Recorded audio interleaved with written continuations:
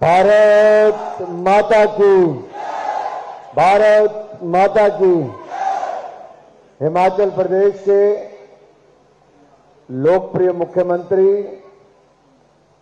आदरणीय भाई जयराम ठाकुर जी हिमाचल प्रदेश सरकार में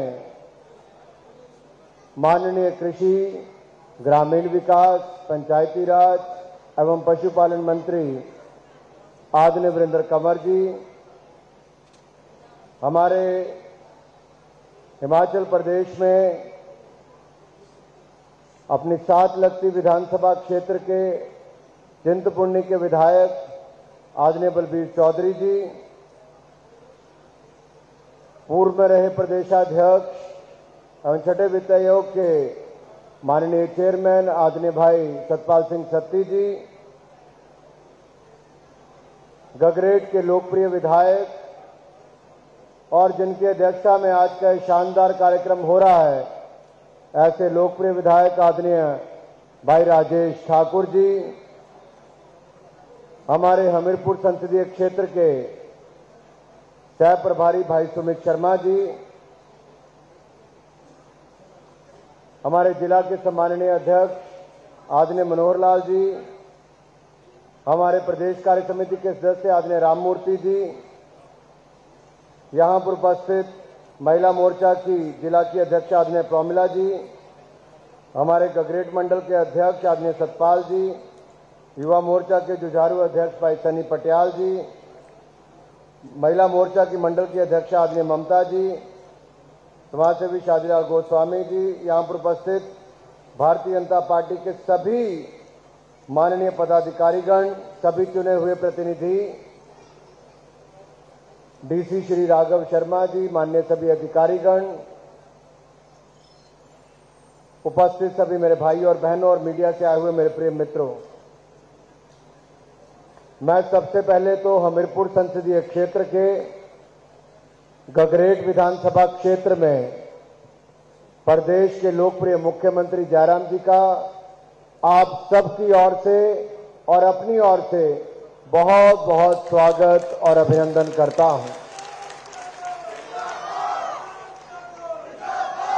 मित्रों, बारिश बहुत जोर से हुई, हेलीकॉप्टर एक से दूसरी जगह भी लैंड नहीं हो पाया माननीय मुख्यमंत्री जी का, लेकिन फिर भी समय निकालकर यहां पर हर परिस्थिति में आए और आपने भी इतनी बड़ी तादाद में आकर इस कार्यक्रम की शोभा बढ़ाई है। मैं आप सबका भी बहुत बहुत आभार। भाई और बहनों, आजादी के 75 वर्ष हिंदुस्तान मना रहा है और आजादी का अमृत महोत्सव मनाने के लिए माननीय प्रधानमंत्री नरेंद्र मोदी जी ने जनता की भागीदारी के लिए आह्वान किया है और ये जन भागीदारी से ही जन आंदोलन बनने जा रहा है। नहीं तो आजादी के पिछले 75 सालों में कोई भी वर्ष ऐसा नहीं आया जब हर घर पर तिरंगा झंडा लहराया हो। इस बार नरेंद्र मोदी जी ने कहा था 13 से 15 अगस्त तक हर घर पर झंडा हो। आपने हर घर तिरंगा लहराकर पूरी दुनिया में संदेश दिया है कि भारत आजादी के 75 वर्ष मना रहा है।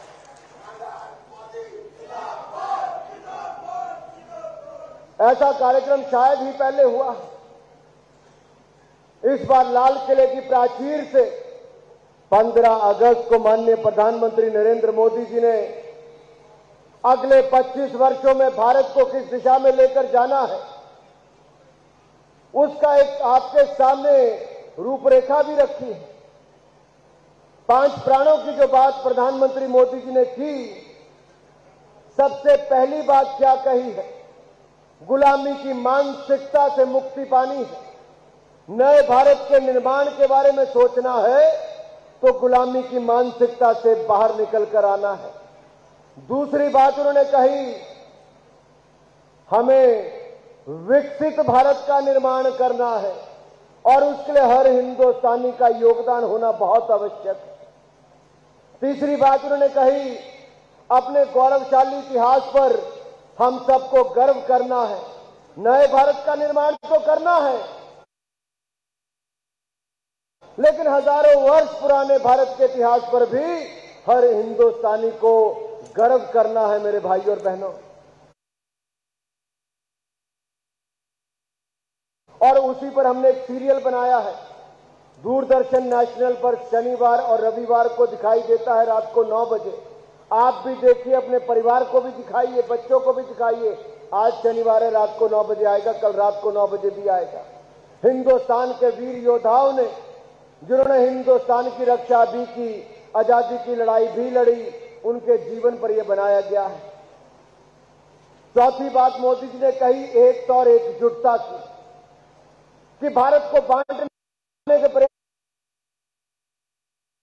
होते हैं। कुछ लोग जाति धर्म संप्रदाय के नाम पर वोट मांगते हैं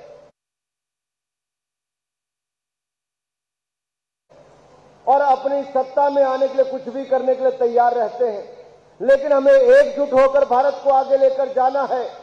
और आपने इसका एक पूरा जो उदाहरण है वो आपदा के समय देखने को मिला, जब प्रधानमंत्री मोदी जी ने कहा ताली बजाओ तो देश ने ताली बजाई, कहा थाली बजाओ तो थाली बजाई, कहा वैक्सीन लगाओ तो वैक्सीन लगाई, और जब कहा देश की सेवा करो तो अब आपने आगे बढ़कर सेवा करने का काम हिंदुस्तान की जनता ने करने का काम किया है।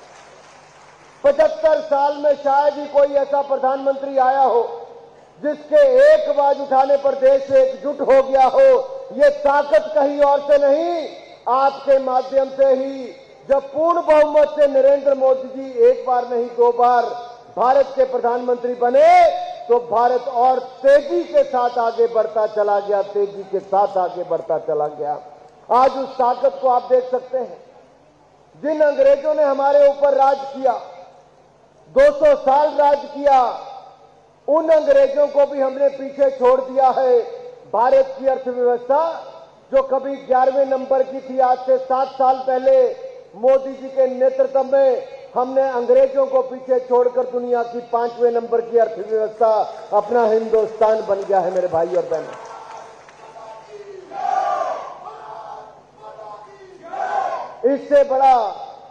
इससे बड़ा संयोग और क्या होगा।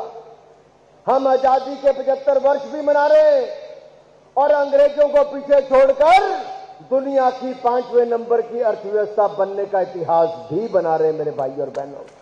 यह आपकी मेहनत के कारण हुआ है, मोदी सरकार की नीतियों के कारण हुआ है। जब दुनिया अपने घरों में कैद थी, बंद थी, कोविड की महामारी थी, आप सब मास्क पहने हुए थे, तो मोदी जी भारत को भविष्य में आगे कैसे लेकर जाना है इसका रोड मैप तैयार कर रहे थे। और केवल रोड मैप ही तैयार नहीं किया मित्रों, इसी आपदा के समय जो हमने निर्णय लिए, हमारी जीएसटी की कलेक्शन जो कभी 1 लाख करोड़ भी नहीं होती थी, अब वो 1,40,000 करोड़ कम से कम हर महीने होती है। ये मोदी जी के नेतृत्व में हुआ। और जब कोविड से बाहर निकलकर आए तो दुनिया में सबसे तेजी से बढ़ने वाली अर्थव्यवस्था कौन बनी?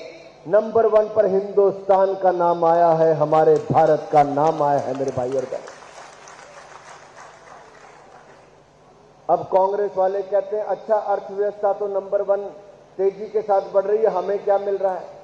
अरे मित्रों, जो कांग्रेस के समय खजाने में पैसा आने के बजाय उस समय खाने का काम वो करते थे, हमने 8 साल पहले कहा था मोदी जी की सरकार बनाओ, भ्रष्टाचार मुक्त शासन देंगे। आज 8 साल के बाद आपके सामने सिर खड़ा करके, सिर ऊंचा करके बात कर सकता हूं कि पिछले 8 साल में 1 रुपए का घोटाला भी मोदी सरकार में नहीं हुआ है मेरे भाई और बहनों। ईमानदार सरकार देने का काम किया। हमने केंद्र में भी ईमानदार सरकार दी, हमने प्रदेश में भी ईमानदार सरकार दी।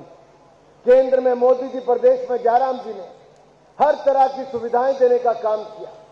मैं उन पर भी आऊंगा, लेकिन जो 5 प्राणों में पांचवा प्राण की मैं बात करता हूं वो क्या है? वो है नागरिकों की जन भागीदारी, कर्तव्य पालन। हम केवल मांगने का काम ना करें, हम अपनी जिम्मेदारियां निभाने का काम, हम अपने कर्तव्य पालन को भी करने का काम करें। इससे क्या होगा? इससे नए भारत का निर्माण होगा। मित्रों, आपने 8 साल पहले जब हमारी सरकार बनी, आप में से किसी ने नहीं कहा था कि मेरा बैंक खाता खोलो। किसी ने नहीं कहा था पीएम किसान सम्मान निधि में हमें 6-6 हजार रुपया दो। किसी ने नहीं कहा था कि गैस का सिलेंडर दो। किसी ने नहीं कहा था कि बिजली का कनेक्शन दो। किसी ने नहीं कहा था कि शौचालय बनाकर दो। किसी ने नहीं कहा था पक्का मकान बनाकर दो।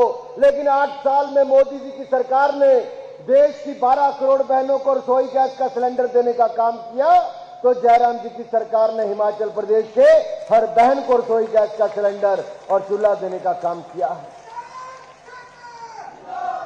भाई और बहनों, यही नहीं रुकते।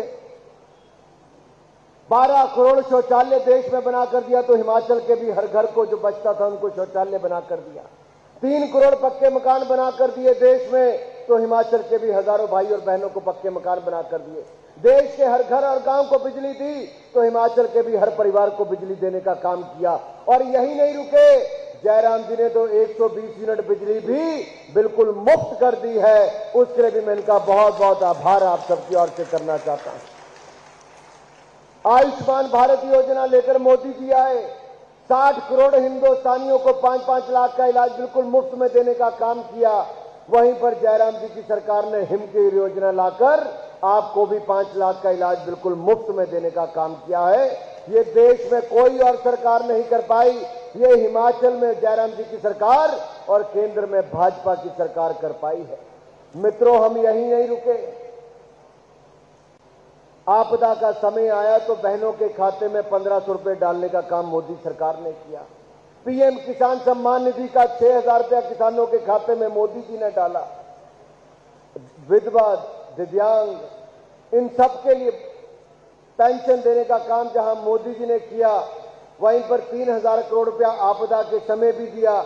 और जब जयराम जी की सरकार बनी तो 60 साल से ज्यादा की उम्र वालों को पेंशन देने का काम भी जयराम जी की सरकार ने किया है। मेरे भाइयों, ये डबल इंजन की सरकार है, केंद्र में भाजपा, प्रदेश में भाजपा। ये फर्क क्यों है मित्रों? पहले केंद्र में कांग्रेस, प्रदेश में कांग्रेस थी, तो हिमाचल प्रदेश का विशेष राज्य का दर्जा वापस ले लिया गया। जो हिमाचल को अटल बिहारी वाजपेयी जी ने दिया था, वो मनमोहन सिंह जी और सोनिया गांधी ने वापस ले लिया।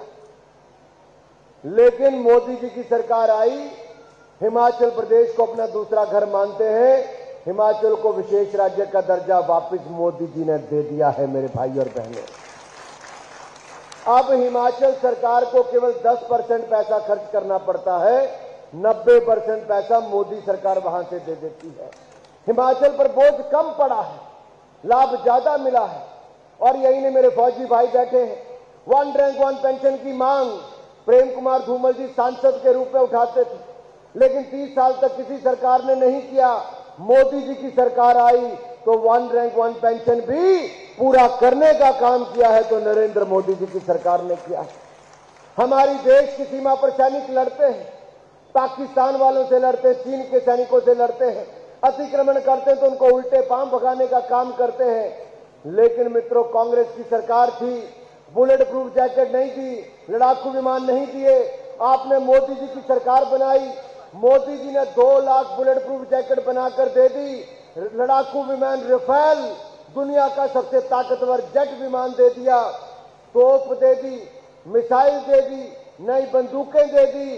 ये दुनिया से खरीद कर नहीं दी, अब अपने हिंदुस्तान में ही बनाने की शुरुआत कर दी है। मेरे भाई और बहनों, मेक इन इंडिया को बल दिया है। मेरे भाई और बहनों, ये बड़ा बदलाव है, ये बड़ा बदलाव हिंदुस्तान में देखने को मिलता है। आत्मनिर्भर भारत, इसको बल देने का काम किया है। आप याद करिए, 1 दिसंबर 2002 धूमल जी ने औद्योगिक पैकेज मांगा था। अटल बिहारी वाजपेयी जी की सरकार केंद्र में थी। अटल जी ने घोषणा शिमला में आकर की, चाहे गगरेट का उद्योग हो, ऊना का हो, टालीवाल का हो, या बद्दी नालागढ़ का हो, बरोटीवाला का हो, नाहन का हो, पौंटा साहब का हो, जितनी हिमाचल प्रदेश में संसारपुर टेरेस तक फैक्ट्रियां लगी, ये अटल बिहारी वाजपेयी जी की देन है, जो प्रेम कुमार धूमल जी की मांग पर की थी। लेकिन बदलाव कहां पर आया? कांग्रेस की सरकार आई, औद्योगिक पैकेज को वापस लेने का काम किया। अब मोदी जी की सरकार आई, हमने जिला ऊना के लिए मिलकर मांग की, जयराम जी के माध्यम से रिपोर्ट बनाकर भेजी डीपीआर, और मोदी जी से हमने मंजूरी करवाने की दिशा में कदम उठा लिए हैं।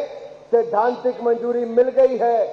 1500 करोड़ रुपया केंद्र सरकार देगी और लगभग 20,000 करोड़ रुपए का निवेश हमारे जिला ऊना में बल्क ड्रग पार्क के लिए आने वाला। 20,000 करोड़ रुपए का निवेश, इससे 20,000 से ज्यादा लोगों को रोजगार का अवसर भी मिलेगा मेरे भाई और बहनों, नई नौकरियां मिलेगी।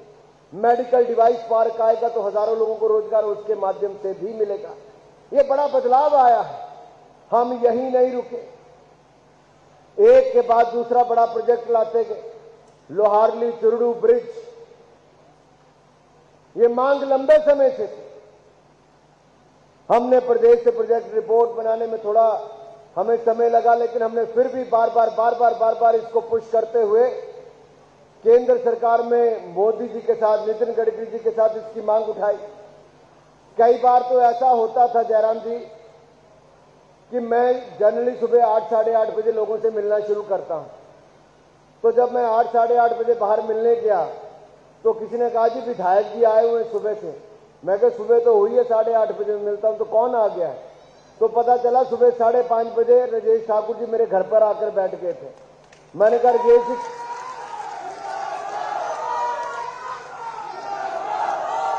साथ में पार्टी के कुछ वरिष्ठ नेता आकर बैठे। मैं कहा क्या हुआ राजेश जी?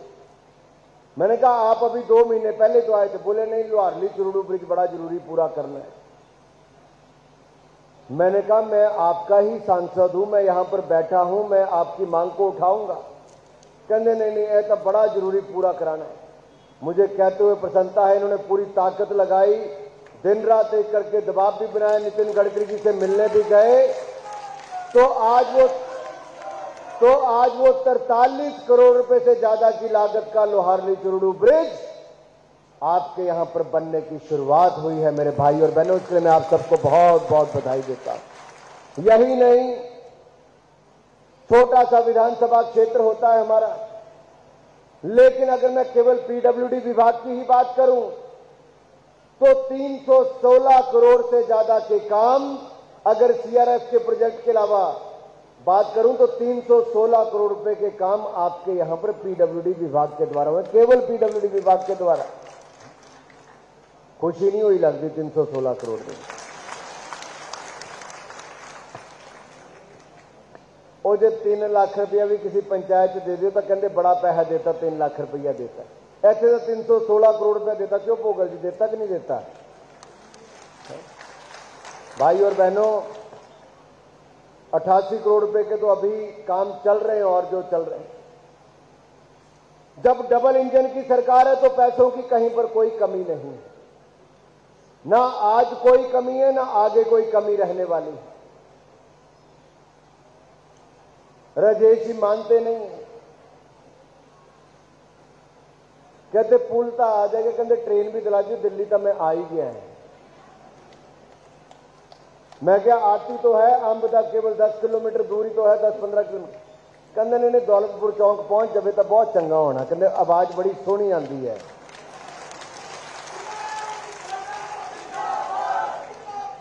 मित्रों, हमने वहां पर भी जोर लगाया, जमीन अधिग्रहण भी करवाया, और हिमाचल प्रदेश का काम जो 40 साल में नहीं हो पाया था, नंगल से चल के यहां तक, आपके आशीर्वाद से आपने मुझे सांसद बनाया।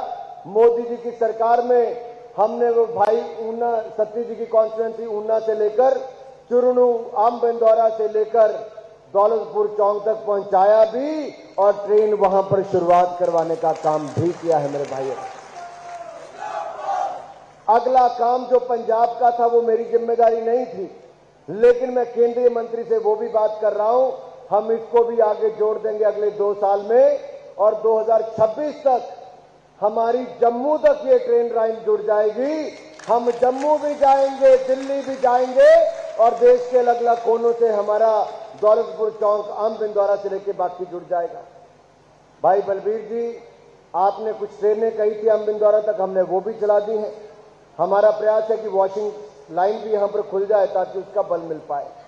मित्रों, आज मैं कोई घोषणाएं करने नहीं आया, लेकिन इस स्थान पर जब मैं इतना बड़ा टेंट देख रहा हूं तो एक भव्यता नजर आती कि अंदर बैठकर बारिश के समय हम कुछ भी कर सकते हैं।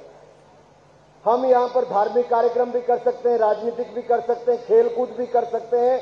और यहां के युवाओं को देखकर तो मुझे लगता है कि ऐसे स्थान पर तो एक बढ़िया सा इंडोर स्टेडियम बन जाए तो हमारे युवाओं को चार चांद में।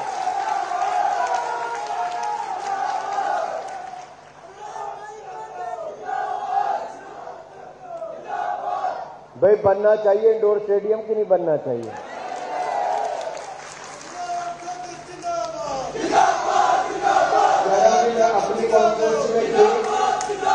अपनी कॉन्फ्रेंस में खेल महाकुंभ करवाता हूं और उसका एक भव्य आयोजन गगरेट में अगर आप देखो तो बहुत बड़ा आयोजन लोगों ने किया था। यहाँ के युवाओं में बहुत बड़ी ताकत है और मुझे लगता है यहाँ पर इंडोर स्टेडियम बनेगा तो यहाँ के युवा हमारे न केवल खेलेंगे बल्कि मेडल जीतने का काम भी हिमाचल प्रदेश के लिए करेंगे। तो मैं अपनी ओर से न केवल युवाओं के लिए बल्कि मैं चाहता हूं युवाओं के द्वारा मेडल जीतने के लिए भी यहां पर इंडोर स्टेडियम बनाने की घोषणा करता हूं ताकि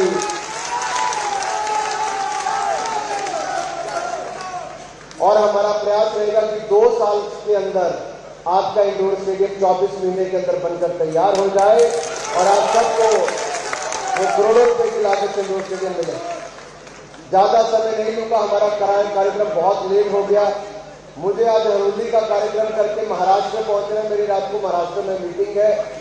तो आप सब आए और आप सबकी ओर से मैं एक बार फिर माननीय मुख्यमंत्री जी का बहुत बहुत स्वागत करता हूं जोरदार तालियों के साथ। लेकिन मोदी जी ने जो कहा है कि जनता की भागीदारी, जन भागीदारी से जन आंदोलन और नागरिकों का कर्तव्य पालन, और मोदी जी ने कहा नहीं करके दिखाया। जो अंग्रेजों के समय से राजपथ था इंडिया गेट से लेकर राष्ट्रपति भवन तक, अब वो राजपथ नहीं वो कर्तव्य पथ बना दिया है मेरे भाई और बहनों। ये गुलामी की सोच से बाहर निकालने का काम किया तो नरेंद्र मोदी जी ने किया है। हम सबको भी अपना कर्तव्य निभाना है। आइए इकट्ठे मिलकर प्रण लें कि हम भारत के विकास में कोई कमी नहीं छोड़ेंगे। हम एक नागरिक के नाते अपनी जिम्मेदारी को निभाएंगे, कर्तव्य पालन करेंगे, नए भारत का निर्माण करेंगे, अपने देश को महान बनाएंगे। हम इकट्ठे मिलकर बनाएंगे मेरे भाइयों। अगर लगता है सब लोग इकट्ठे मिलकर बनाएंगे, अगले 25 साल तक कर्तव्य पालन करेंगे तो बोले भारत माता की। जिन्होंने प्लेटा चक लिया वो भी थले रख के जरा हाथ ऊपर चक दे। जो पीछे खड़े कुर्सी नहीं मिली वो भी बोले भारत माता की, भारत माता की। भाई सरकारी अधिकारी और कर्मचारी क्यों हाथ नीचे उधर से? आपकी तो सबसे ज्यादा जिम्मेदारी है। भारत माता की, भारत माता की, भारत माता की। वंदे वंदे वंदे वंदे वंदे वंदे वंदे वंदे वंदे। बहुत बहुत धन्यवाद।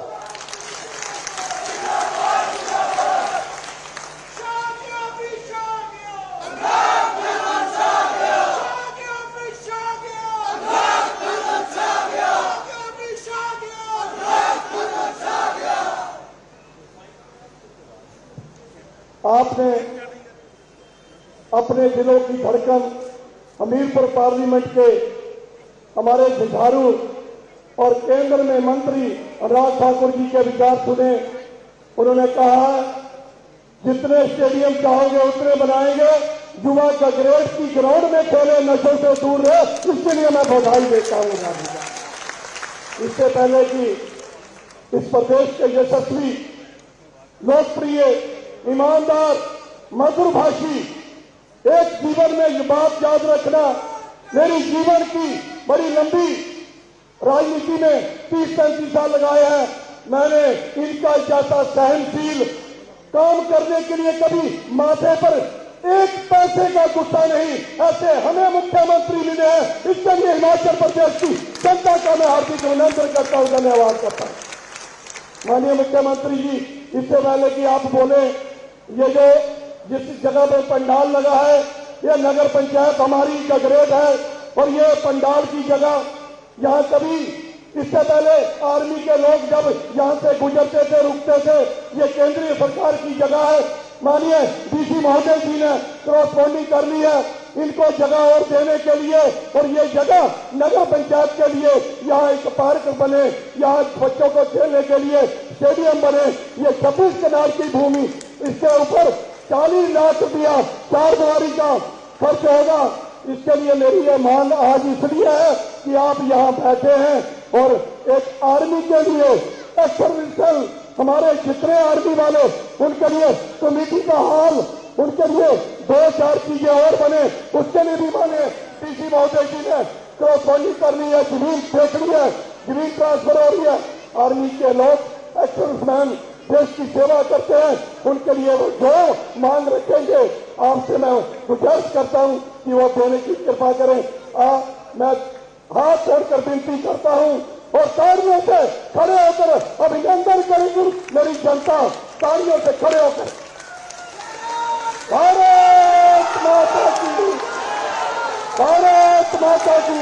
हमारे राष्ट्रीय माननीय मुख्यमंत्री जी के विचार सुनेंगे आप। मैं माननीय मुख्यमंत्री से अनुरोध करूंगा, कृपया गगरेट की जनता का मार्गदर्शन करें।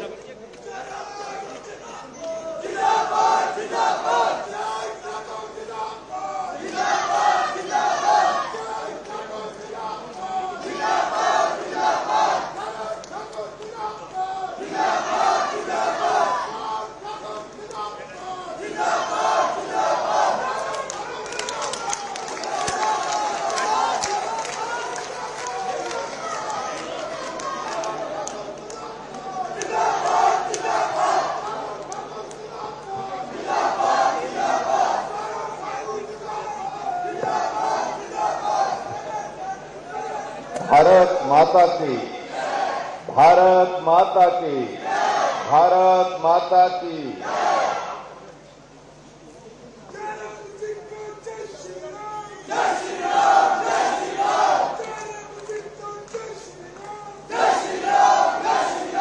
आज के इस बहुत ही जोश भरे भव्य कार्यक्रम में जो हिमाचल प्रदेश की यात्रा का गठन के पश्चात 75 वर्ष का अवसर पूर्ण हुआ है, इस अवसर पर आज के इस कार्यक्रम में हमारे बीच में जिनका आपने संबोधन अभी सुना,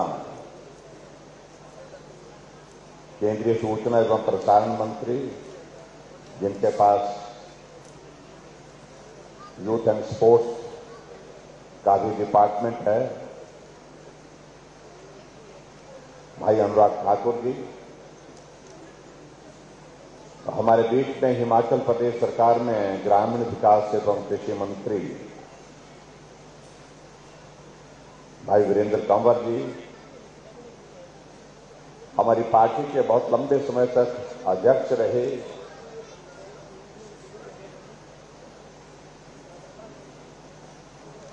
और विधायक रहे,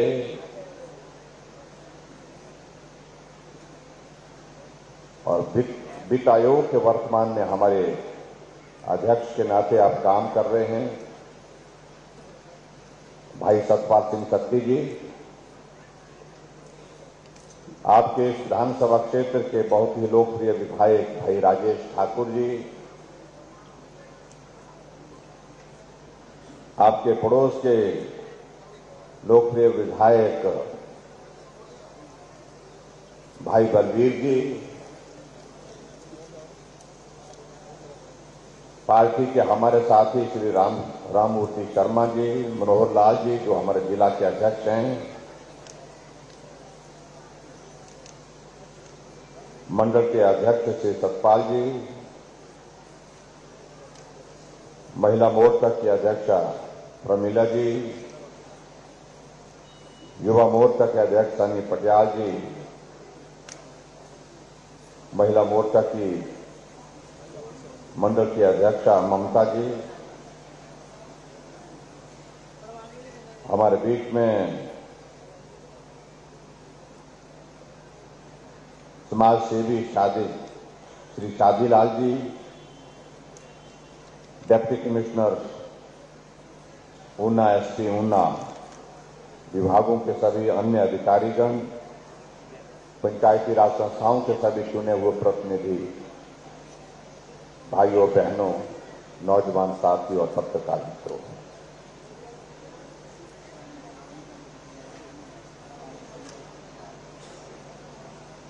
आज के इस कार्यक्रम में आप सब बहुत गर्मजोशी के साथ इस कार्यक्रम का हिस्सा बने हैं। मैं आप सबको बहुत बहुत बधाई देता हूं। पार्टी के सब साथियों को भी बधाई देता हूं, भाई राजेश को भी बधाई देता हूं। आज सुबह जब शिमला से अपने क्षेत्र से मैं यहां के लिए रवाना हुआ, वहां तो धूप लगी थी और हम निश्चिंत होकर के ये मान के चल रहे थे कि ऊना का मौसम भी अच्छा होगा। यानी कि अच्छे का मतलब अच्छा तो बहुत लग रहा है इस वक्त, ये तो और अच्छा लग रहा है मुझे। यानी कि बादल नहीं होगा, बारिश नहीं होगी ऐसा लग रहा है। लेकिन जैसे हम यहां पर पहुंचे, इतना जबरदस्त का तूफान था, इतनी जबरदस्त बारिश थी, जहाज इधर को मोड़ रहे थे वो उधर को जा रहा था। पायलट ने कहा कि संभव नहीं है। मैंने कहा थोड़ा और नीचे ले जाकर के जरा कोशिश करो। उन्होंने कहा कि मैं जमीन से सिर्फ 1 किलोमीटर ऊपर हूं, इसके बाद इतना ज्यादा रिस्क नहीं ले सकता। बाई चांस मैंने देखा कि मोबाइल में सिग्नल आ रहा है। मैंने भाई सतपाल जी को फोन किया, मैंने कहा भाई हम तो यहां संकट में फंसे हैं, अगर हमारा यहां उतरना नहीं हो पाया तो दूसरी जगह कहां उतर सकते हैं। उन्होंने कहा कि जलेड़ा की तरफ जाओ। पायलट ने कहा कि वहां पर भी जाना संभव नहीं है, बहुत हालात ठीक नहीं लग रहे हैं, हम चंडीगढ़ चलते हैं। हमने कहा चंडीगढ़ गए तो हम गगरेट बालू को कैसे मिलेंगे और कैसी परिस्थिति ऐसे लगी। मैंने कहा कि एक बार आप कोशिश करिए और वो कोशिश कामयाब हुई। आखिरकार हम जलेड़ा में उतरे और उतरने के बाद आप सबके दर्शन करने के लिए यहां पहुंचे। यहां आप लोगों ने गर्मजोशी के साथ हमारा अभिनंदन स्वागत किया, उसके लिए मैं आप सबका हृदय से आभार व्यक्त करता हूं। भाई और बहनों, इसके बाद और भी कार्यक्रम है, उस कार्यक्रम में भी हम जाएंगे। आजकल इस तरह के कार्यक्रमों की बहुत चर्चा कर रहे हैं हमारे विपक्ष के मित्र, और मालूम नहीं ऐसी परिस्थिति हो क्यों गई। हिमाचल में हमारी सरकार है, केंद्र में आदरणीय नरेंद्र भाई मोदी जी के नेतृत्व में सरकार है। हम अपने सरकार के किए हुए कामों को लोगों तक ले जाने के लिए काम नहीं करेंगे तो कहां से कोई बाहर से दूसरे देश से लाएंगे किसी आदमी को हम कि आप जाइए, जो हमने काम किए हैं उनको लोगों के बीच में पहुंचाइए।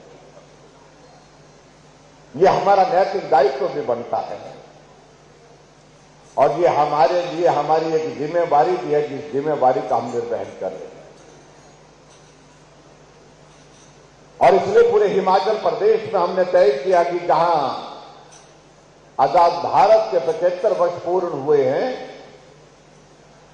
और ये भी सहयोग है कि हिमाचल प्रदेश के गठन के भी 75 वर्ष पूरे हुए हैं, जहां आदरणीय प्रधानमंत्री जी ने पूरे देश भर में अमृत महोत्सव के कार्यक्रमों की एक लड़ी, एक घड़ी बना करके रखी है, जो आप सब देख रहे हैं, हर रोज कार्यक्रम हो रहे हैं। तो हमने एक कार्यक्रम अपने हाथ में लिया है हिमाचल प्रदेश के 75 वर्ष पूरे होने के पश्चात, कि हम पूरे हिमाचल में जाएंगे और सार्वजनिक मंच से लोगों का हिमाचल के विकास में उनके द्वारा दिए गए योगदान का अभिनंदन करेंगे, स्वागत करेंगे, उनका धन्यवाद करेंगे। इसलिए आज के इस विधानसभा क्षेत्र में आप सबके बीच हम आए। हम लोगों का धन्यवाद भी नहीं करें जिन लोगों ने अपनी मेहनत से, परिश्रम से हिमाचल को आगे बढ़ाने में अपना योगदान दिया। और उसके साथ साथ हमने ये तय किया कि लोगों का भी धन्यवाद करेंगे और उसके साथ लोगों से इस बात के लिए निवेदन भी करेंगे साथ में कि 75 वर्ष का सफर पूरा हुआ, इस यात्रा को गौरवमय यात्रा के रूप में आप सबके माध्यम से हम पूरा कर चुके हैं, लेकिन आगे का सफर, आगे की यात्रा भी आप सबके सहयोग से हमको और तेजी से बढ़ानी है ताकि हिमाचल प्रदेश और ऊंचा होकर के जो है पूरी दुनिया के मानचित्र पर, देश के मानचित्र पर अपनी पहचान बनाने में सफल हो सके। इसलिए हमने कहा कि हम जाएंगे लोगों के बीच में। कहने लगे कि बड़ी बड़ी तंबू लगा दिए।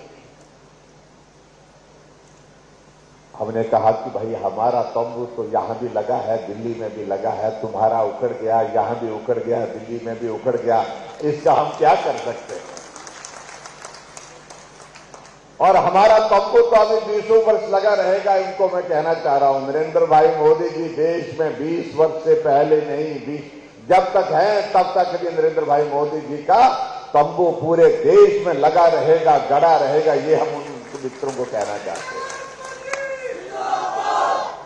और उनके आशीर्वाद से हिमाचल प्रदेश को भी।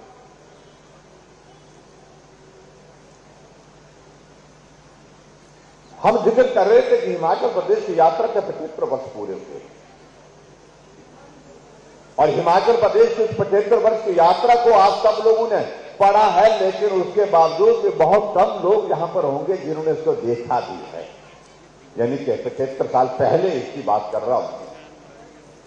और आज के इस कार्यक्रम में मैं ढूंढने की कोशिश कर रहा था कि मुझे बहुत कम, कहीं मुझे दिखाई ही नहीं दे रहा है कि कोई आदमी यहां पर 75 साल की आयु का है। इसलिए लोगों के बीच में ये बताना जरूरी है, आने वाली पीढ़ी के समक्ष इस बात को कहना जरूरी है कि 75 वर्ष पहले हिमाचल कैसा था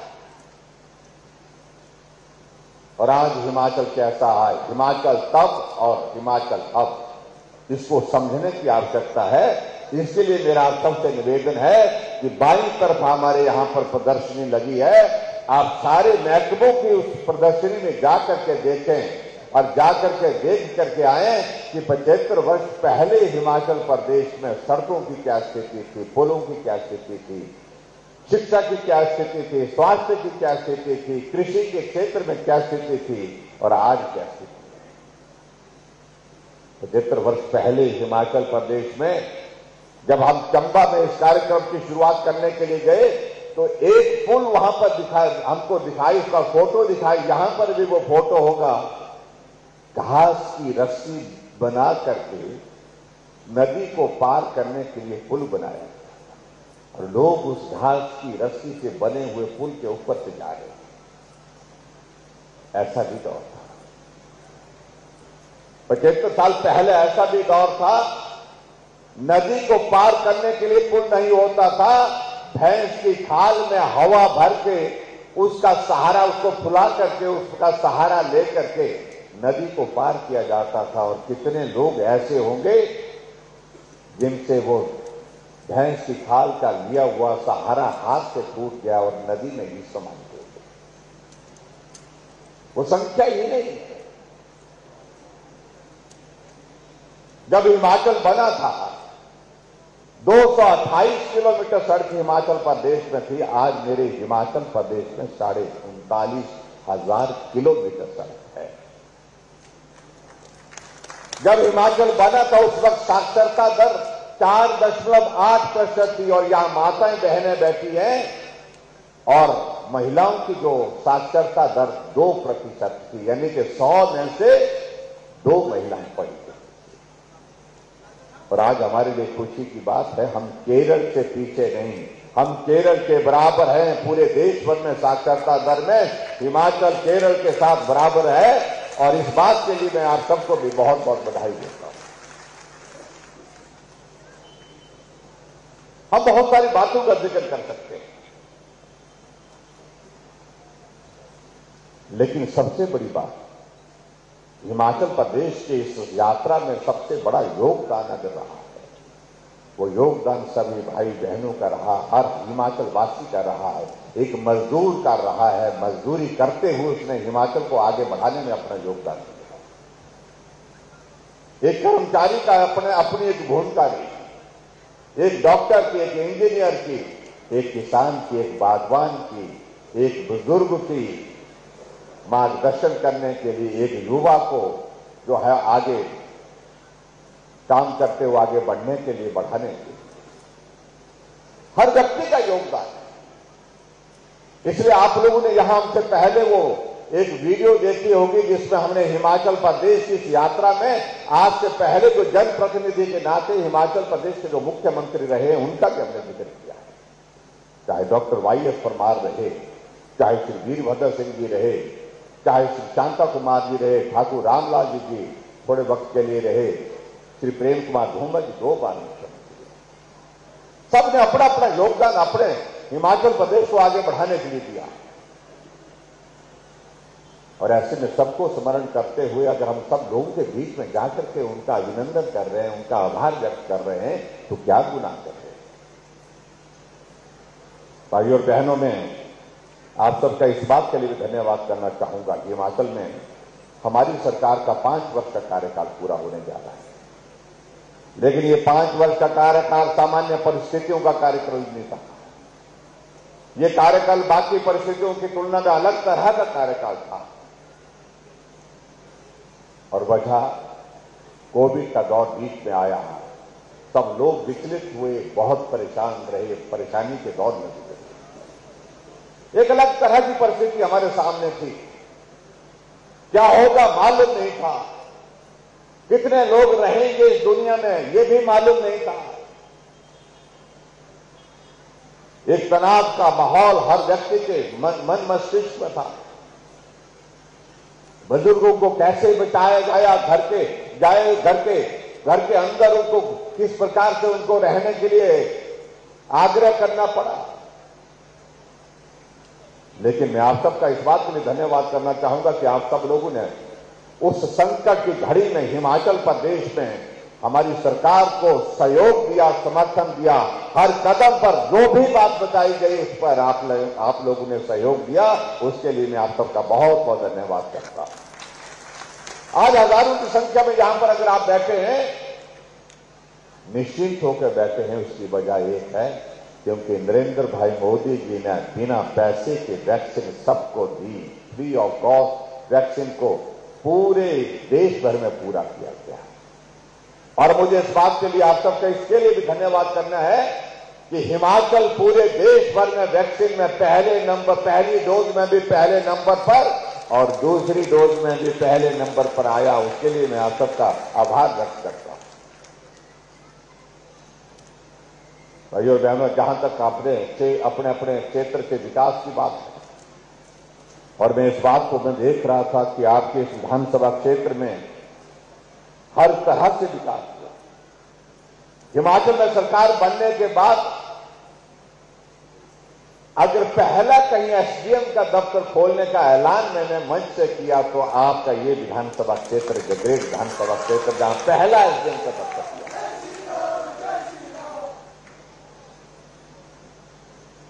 मैंने अधिकारियों से पूछा,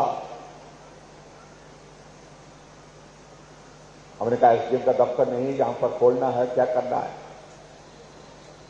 अधिकारी कहने लगे कि SDM के दफ्तर जितने हमारे खुल गए हैं इससे ज्यादा खोलना उचित नहीं है। हमने कहा यहां की जरूरत है और उस जरूरत को पूरा करना है, हमने अनाउंस कर दिया। और मुझे इस बात की खुशी है कि एक अच्छी शुरुआत इस विधानसभा क्षेत्र में जो होनी चाहिए थी काम की, तो शुरुआत को हमने आपके SDM के दफ्तर खोलने के साथ किया। बहुत सारी योजनाओं का हम यहां पर जिक्र कर सकते हैं। स्वाइन चैनलाइजेशन की अगर बात कहें, 235 करोड़ रुपए की लागत से उस कार्य को गति देकर के उसको पूरा करने की दिशा में आगे बढ़ाया। आपके यहां पर जिस पुल का जिक्र यहां पर अनुराग जी कर रहे थे, लोहारली पुल का ये छोटा प्रोजेक्ट नहीं था, बहुत बड़ा प्रोजेक्ट था। 43 करोड़ 45 करोड़ रुपए का 3 विधानसभा क्षेत्र को जोड़ता है, आपके गगरेट को, चिंतपूर्णी को और हरोली को भी जोड़ता है। ये आपकी एक मांग थी, वर्षों से मांग थी। हमने कहा हमारी प्राथमिकता ये होना ही चाहिए, हर हालत में होना चाहिए, और उसको पूरा करने के लिए सब लोगों ने, हम लोगों ने एकजुट होकर के उसके लिए आगे बढ़कर के काम किया, और मुझे इस बात की खुशी है कि उसमें हमको सफलता मिली। लेकिन ये सारी चीजें कब होती है, जब जिसका जिक्र अनुराग भाई यहां पर कर रहे थे, ये तब होता है जब डबल इंजन की सरकार, यहां भी हम वहां भी हम, यानी कि हर जगह दिल्ली से हिमाचल तक और नीचे विधानसभा तक ये कनेक्शन इस प्रकार से जुड़ता है तो क्षेत्र में विकास करने के रास्ते खुल जाते हैं।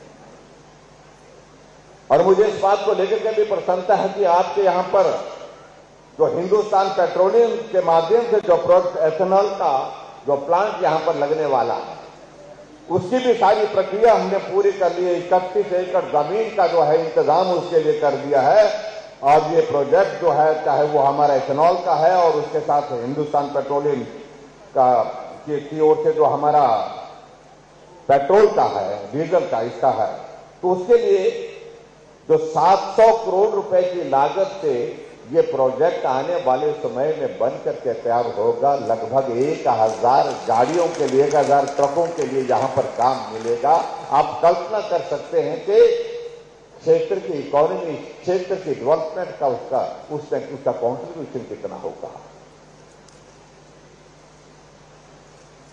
और मैं ये भी कहना चाहता हूं भाई और बहनों, हमारे लिए हिमाचल प्रदेश के लिए तो विकास देखने को तब मिला जब सरकार केंद्र में भाजपा की, भारतीय जनता पार्टी के प्रधानमंत्री, और मुझे इस बात की प्रसन्नता है कि अटल बिहारी वाजपेयी जी जब देश के प्रधानमंत्री बने तो हिमाचल को इंडस्ट्रियल पैकेज मिला। इंडस्ट्रियल पैकेज के साथ साथ में आपके इस विधानसभा क्षेत्र में भी इंडस्ट्रियल यूनिट लगे हैं, जहां कुछ एक जगह ऐसे यूनिट लगे हैं जहां पर 2-2 हजार जो है उसमें नौजवानों को रोजगार उसमें उपलब्ध हुआ है।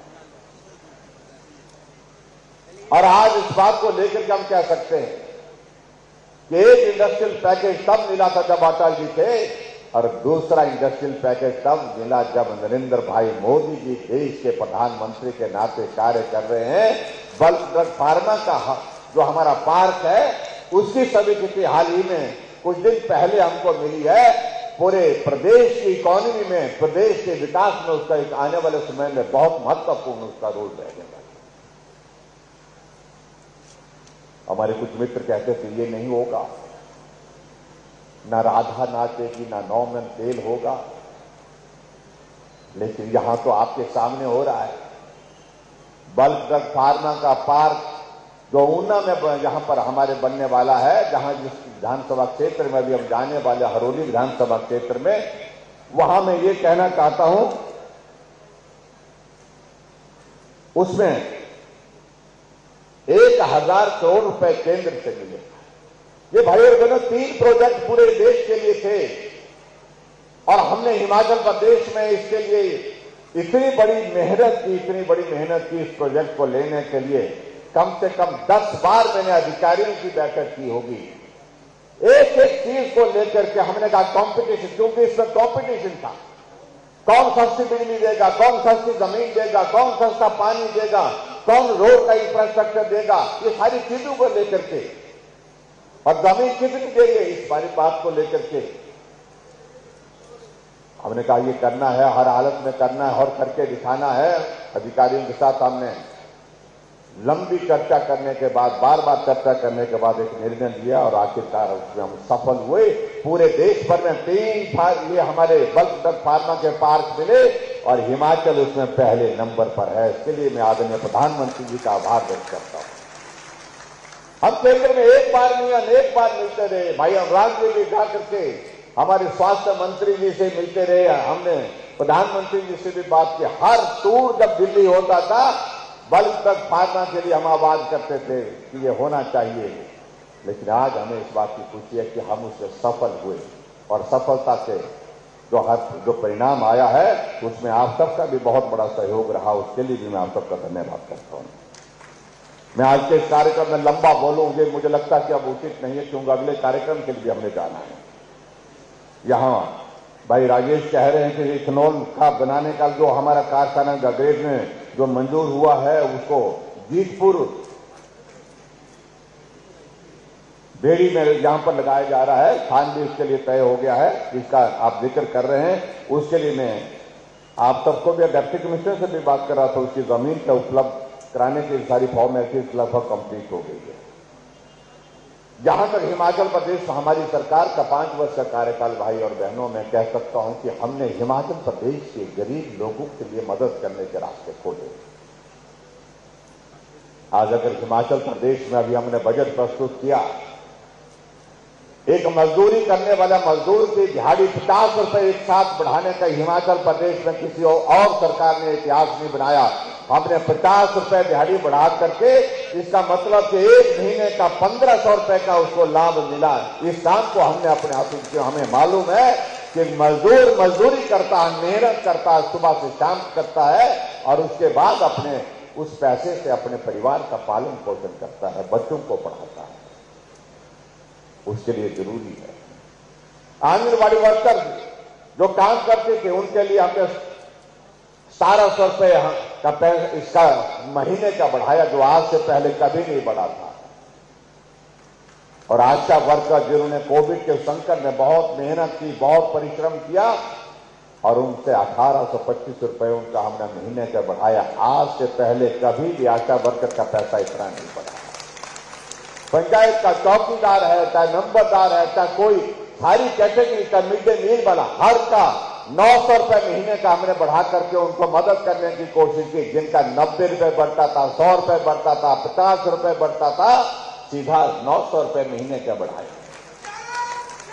और आज हमारे विपक्ष के लोग अगर कहते हैं, हमारे सामने प्रश्न खड़ा करने की कोशिश करते हैं, मैं उन मित्रों को कहना चाहता हूं कि अगर आंकड़ों के साथ आप बात करेंगे तो मुकाबला करके देखिए। वो लोग हिमाचल प्रदेश में कांग्रेस की सरकार का मैं जिक्र कर रहा हूं, वो 400 करोड़ रुपए पेंशन पर खर्चते थे। हम 1300 करोड़ रुपए हिमाचल प्रदेश में बुजुर्गों की सेवा करने के लिए, विधवाओं की सेवा करने के लिए खर्च करते। वो 4 लाख लोगों को पेंशन देते थे, हम 7.5 लाख लोगों को हिमाचल प्रदेश में पेंशन दे। वो गरीब आदमी बीमार हो जाए, उससे इलाज के लिए फूटी कौड़ी नहीं देते थे, हम 5 लाख रुपए तक उसके इलाज के लिए खर्च करने के लिए हिमकेयर लाए और हिमकेयर के माध्यम से उनका इलाज आज हो रहा है। आदरणीय प्रधानमंत्री नरेंद्र मोदी जी ने आयुष्मान भारत की शुरुआत पूरे देश भर के लिए की। 5 लाख रुपए का हेल्थ कवर जो है गरीब आदमी के लिए जिसमें किया गया है। और उसके बाद हिमाचल प्रदेश में भी मुझे इस बात की खुशी है, लगभग 20 लाख लोग उसके अंदर कवर हुए। लेकिन हिमाचल की आबादी तो 70 लाख के ऊपर हो गई। प्रश्न खड़ा हुआ कि जो बाकी बचे हैं उनके स्वास्थ्य की चिंता कौन करेंगे। हमने कहा प्रधानमंत्री जी के सामने पूरा देश है और हमारे सामने तो हमारा सिर्फ प्रदेश है, बाकियों का जिम्मा हम लेंगे।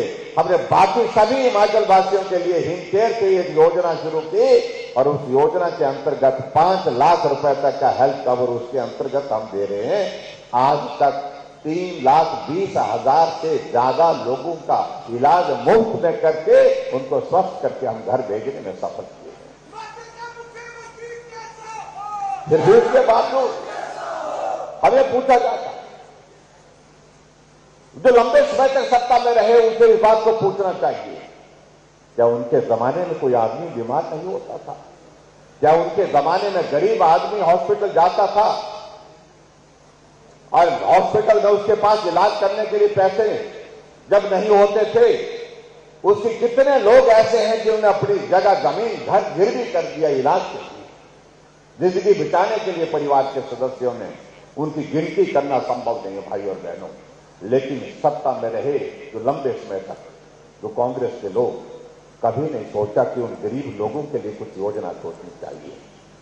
हमने तो यहां तक सोचा तो ऐसे लोग जो बिस्तर पर पड़े हैं, जो चल नहीं सकते, अपना काम नहीं कर सकते हैं, कोई बीमारी ऐसी लग गई, दूसरे आदमी को पानी पिलाना पड़ता है, खाना खिलाना पड़ता है, टॉयलेट ले जाने के लिए भी व्यवस्था उनको उठा करके करनी पड़ती है, ऐसे लोगों का किस प्रकार से उनकी सेवा कर सके। मैंने हिमाचल प्रदेश में एक नई योजना सहारा योजना की शुरुआत की।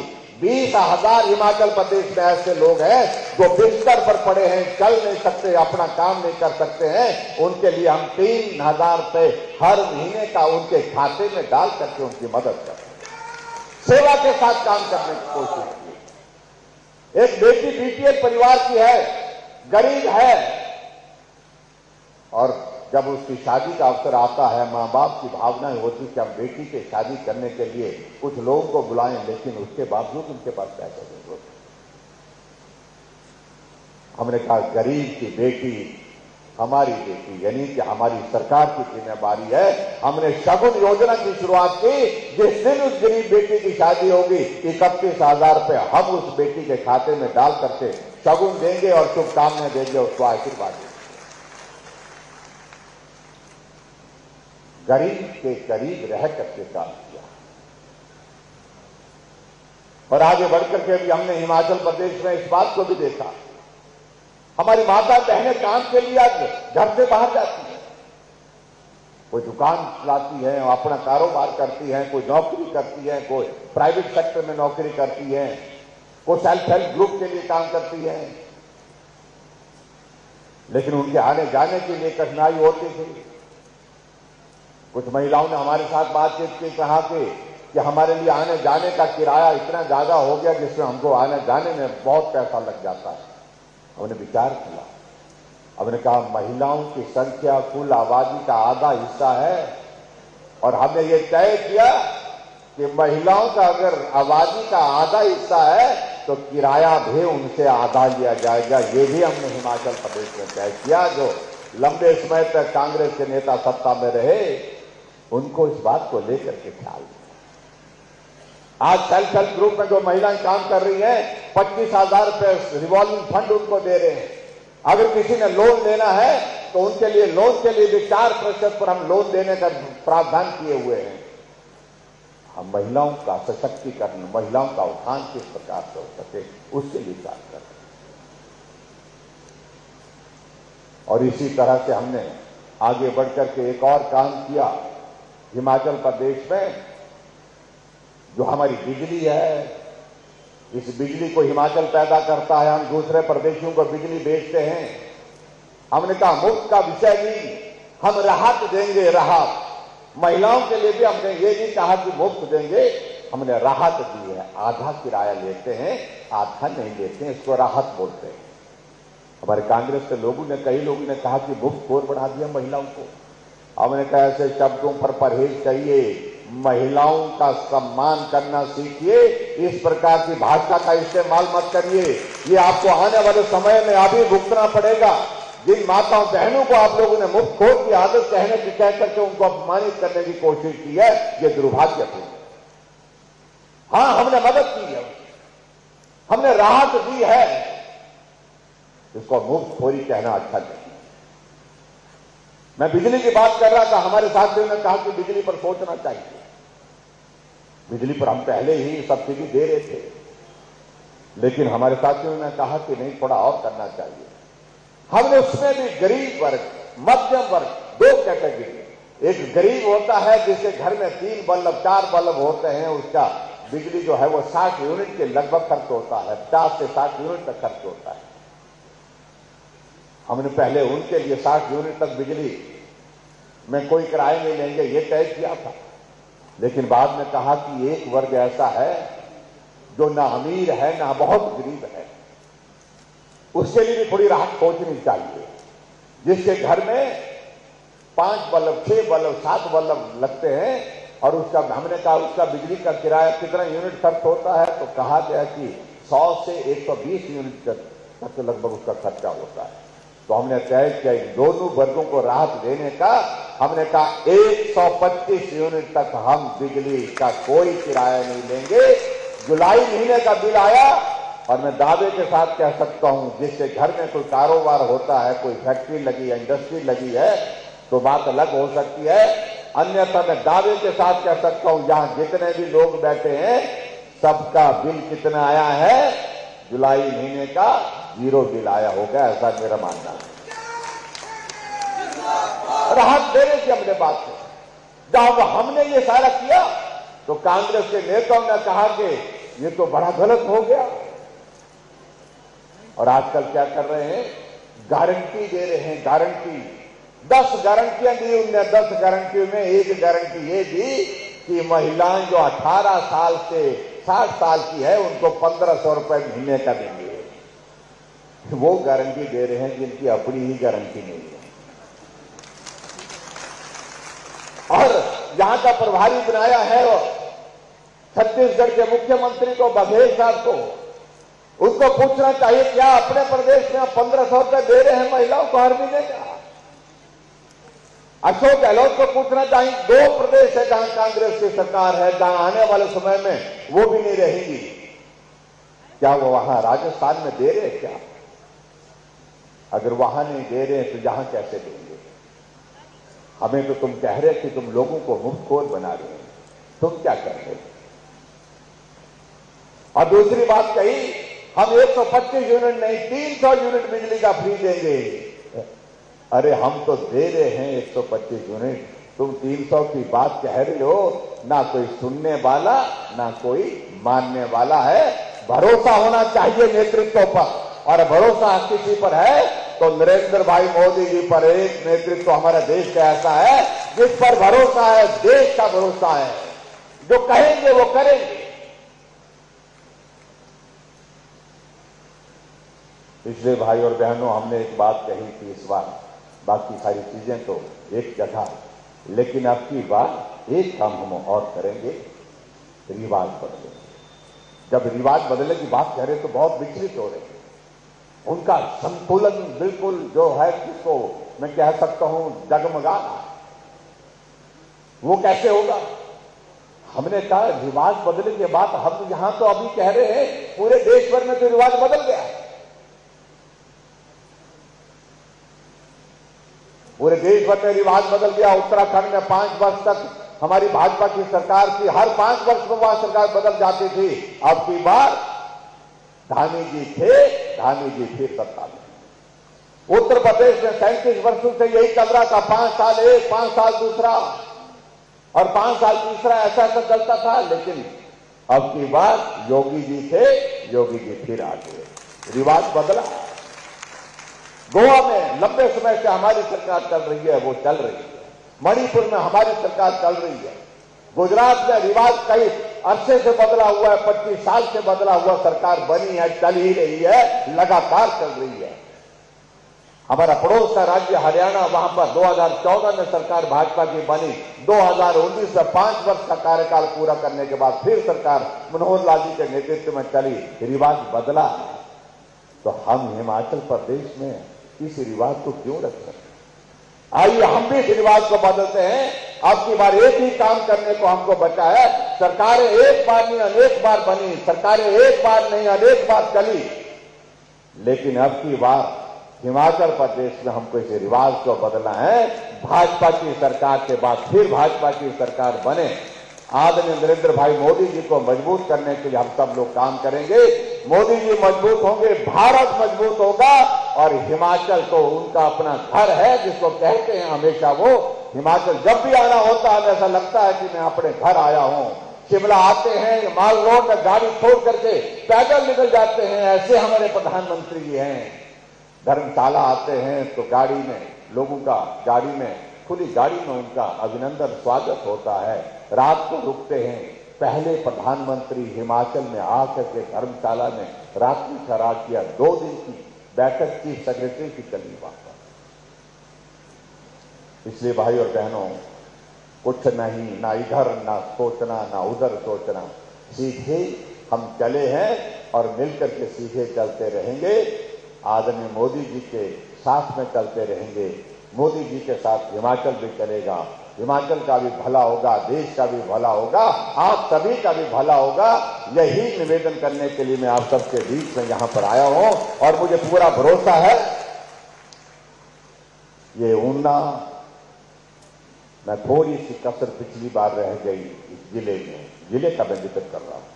अब की बात ऊना पूरे का पूरा चाहिए, सारा का सारा चाहिए। और मुझे इस बात की खुशी है कि गगरेट विधानसभा क्षेत्र से आपने बहुत जुझारू विधायक के नाते राजेश ठाकुर जी को दिया है, न आपकी सेवा की है, खूब मेहनत की है, खूब परिश्रम किया है इनने।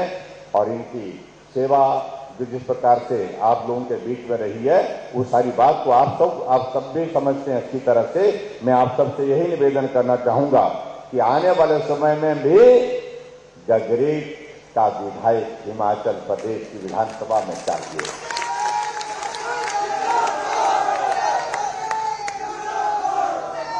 एक बात को लेकर के यहां भाई राजेश जी ने जो बात कही है कि इस जनसभा स्थल का जो यह मैदान है जहां हम ये कार्यक्रम कर रहे हैं, इसकी चारदीवारी के लिए और इसके साथ पार्क निर्माण के लिए जो है वो 40 लाख रुपए का कहा कि बजट का प्रावधान करना चाहिए। और इनका कहना यह भी है कि ग्राम पंचायत ब्रह्मपुर में जो सैनिक कल्याण बोर्ड के नाम पर जो जमीन हस्तांतरित करने की जो प्रक्रिया चल रही है, उसको भी आगे बढ़ाया जाए ताकि यहां पर उस सारी चीज को लेकर के हम और भी बहुत बेहतर ढंग से काम कर सकें। इन सारी बातों को लेकर के हम जो भी हमारी प्रदेश सरकार की ओर से जो करने का होगा उसको जरूर करेंगे। और जहां मैदान के लिए जो बात कही है 40 लाख रुपए की, इसका प्रावधान हम करेंगे। इसी बात को मैं आप सबके बीच में कहना चाहता हूं।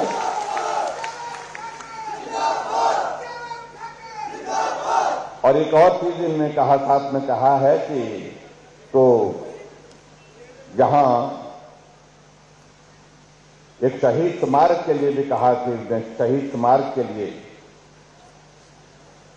भी कुछ बजट का प्रावधान किया जाए, जिसका निर्माण ये करना चाहते हैं। उसके लिए भी आप प्रस्ताव हमें भेजें तो निश्चित रूप से उस पर भी हम विचार करेंगे।